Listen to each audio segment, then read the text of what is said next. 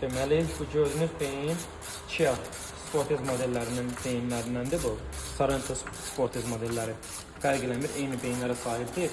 Deməli, bu beyinlərdə işlənilən zaman, proqram təminatı yazılan zaman son dərəcədə diqqətli olmaq lazımdır. Niyə? Çünki bu beyinlərdə kənardan benz vasitəsilə, yəni kənardan tək pinlərlə qoşularaq yazılma olmur.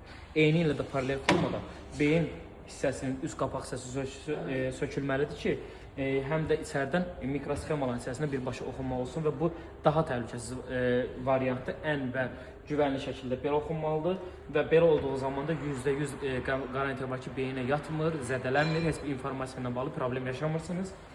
Burada sual ortalığa çıxır ki, bəzilər sual verir ki, qardaş, bəs bunu açdın, sonra sən bu krışkanı yığacaqsan, sabahsı gün buna su keçmə ehtimalı ola bilərmi? Əgər bu işi biz görürüksə, biz öhdəliğimizdədirsə və biz proqram təminatını biz eləyiriksə, heç bir su keçmə ehtimalı ola bilməz və görülən işə də %100 zəmanət veririk. Zavod istehsalçısı tərəfindən necə uyğunlaşdırılmışdırsa, biz də xüsusi cihazları və dərmanlar vasitəsilə də eyni ilə də yerləşdiririk üzərinə. Və əziz izləyicilər, yadınızda saxlayın ki, istənilən Hyundai, Kia, Mercedes, Jaguar, BMW fərq eləmir. İstənilən avtomobilləri proqram təminatını eləyirik və proqram təminatı üçün də, qiymətləri üçün də hansı xidmət sizi maraqlandırırsa, bizim nömrəmizi əlaqə saxlaya bilərsiniz. Nömrəmiz isə profildə var. Təşəkkürlər, izləmədə qalın.